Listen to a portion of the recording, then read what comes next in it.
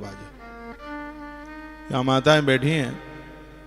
भगवान व्यास कहते हैं कि जिस नारी का बेटा जिसने बच्चे को जन्म दिया यदि वो भगवान का भक्त नहीं बना, उसने परमात्मा के चरित्र नहीं सुने, तो इससे तो बढ़िया वो बांझ रह जाती तो ज्यादा ठीक होता।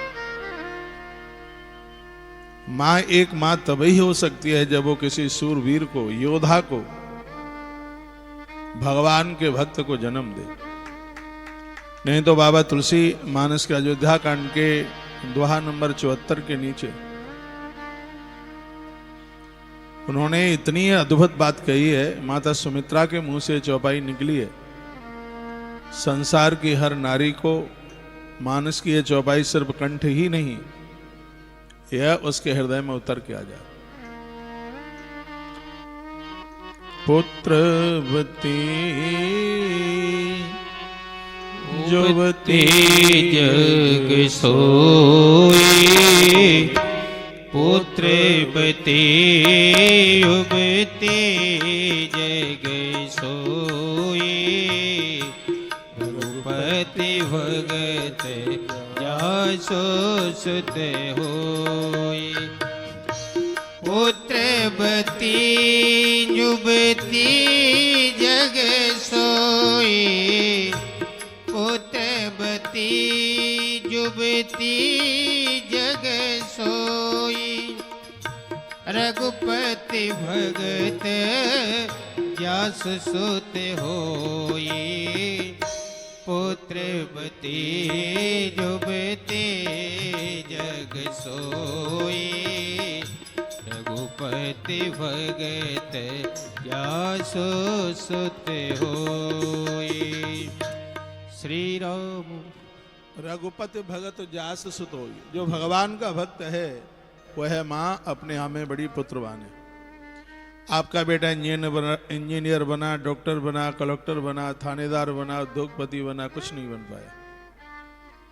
लेकिन जिस माँ का लाल भगवान का भक्त बन गया है वह सब कुछ बन गया, कोई कमी नहीं रही कुछ बनने के लिए। वही माता पिता धनी हैं जिनके पास लायक औलाद है। एक माँ बाप अपनी संतान के लिए जिंदगी जीते हैं, उनका खुद का तो अपना कोई खर्चा ही नहीं होता। वो चाहते हैं कि हमारी औलाद, हमारी संतान ऐसी हो जो हमारे पूर्वजों का, पुरखों का नाम करे। एक बार चित्रकूट में बाबा तुलसी और रहीम दोनों बैठे थे, एक मुसलमान एक हिंदू है। दोनों में मित्रता बहुत भारी थी। बाबा तुलसी ने रहीमदास जी को पूछा कि एक नारी जब संतान को जन्म देती है तो उसको इतनी वेदना, इतनी तकलीफ होती है कि 10 लाख बिच्छू एक साथ डंक मारे, इतना कष्ट होता है, तो फिर वह नारी क्यों संतान को जन्म देती है, संतान को जन्म न दे। तब रहीमदास ने कहा, हे तुलसी, गणित का अंक फेल हो जाए, इतनी भी वेदना हो बच्चे को जन्म देने में, कल जैसा माइक नहीं चल रहा, बिल्कुल है ही नहीं। इतना भी यदि दर्द हो, दुख हो, पीड़ा हो, तो भी एक नारी बच्चे को जन्म देने को तैयार हो जाएगी। इसलिए क्योंकि दुनिया की हर नारी सोचती है कि मेरे यहां तुलसी जैसी संतान हो जाए तो मेरी कोख धन्य धन्य हो जाएगी। यह संस्कार अपने बच्चों को दीजिए। आज बच्चे भाग रहे हैं, जैसे अच्छा आदमी शराब की दुकान से भागता है, धर्म कर्म से बच्चे ऐसे भाग रहे हैं। और इसमें एक दोषी आप हैं। आप उन्हें कुछ बताना ही नहीं चाहते, आप उन्हें कुछ देना भी नहीं चाहते। पूर्व के लोगों को देखिए, उनके अंदर अध्यात्म, उनके अंदर धार्मिकता, उनके अंदर एक सामाजिकता कैसे भरी हुई है। आज घर में रिश्तेदार आते हैं, बच्चे कमरे से बाहर नहीं निकलते, आप क्या दे पा रहे हो।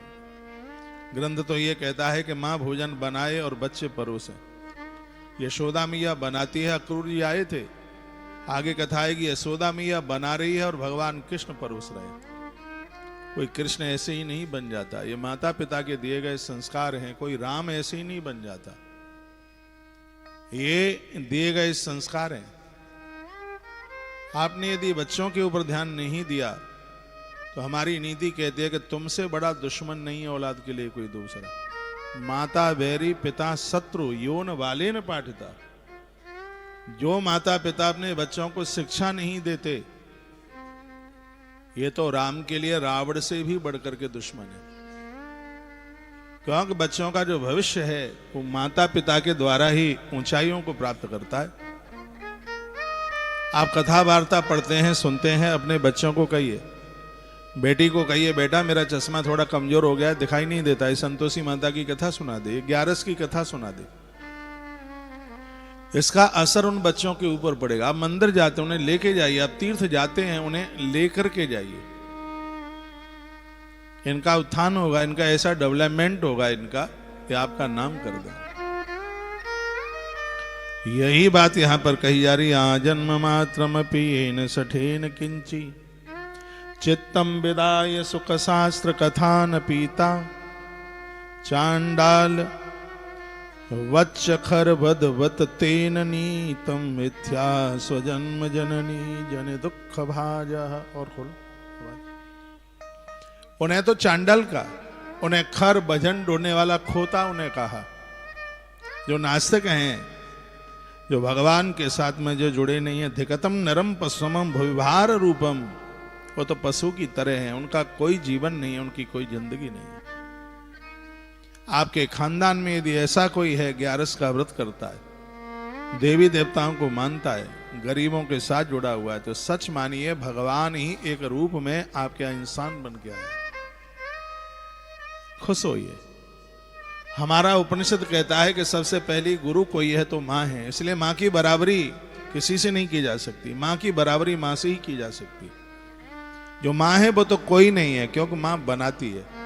जीवन में 3 का होना जरूरी है। बचपन में माँ चाहिए, जवानी में महात्मा चाहिए, और बुढ़ापे में परमात्मा चाहिए, तब ही कल्याण होगा। माँ, महात्मा और परमात्मा। उन माताओं को देखिए, बच्चे युवा हो रहे हैं, उससे पहले माता कौशल्या अपने पुत्रों को श्री विश्वामित्र को सौंप देती थी। माता यशोदा अपने बेटे को गर्गाचार्य के हाथ में सौंप देती है। महापुरुषों के सानिध्य में औलाद बनती है। जैसे कुंभकार घड़ा बनाता है, उसी प्रकार से गुरु लोग हैं, वो दुनिया को गढ़ देते हैं। हम और आप तो पत्थर की शिला की तरह, रास्ते में पड़े हुए पत्थर की तरह है। पत्थर वह है, या तो किसी के पांव में चोट पहुंचाता है, या दूसरों के द्वारा खुद में चोट झेलता है, सहता है। लेकिन वही पत्थर जब किसी शिल्पी के हाथ में पहुंच जाता है, तो शिल्पी उसमें भगवान का रूप गढ़ देता है, और वह पत्थर मूर्ति बनकर मंदिर तक पहुंचता है।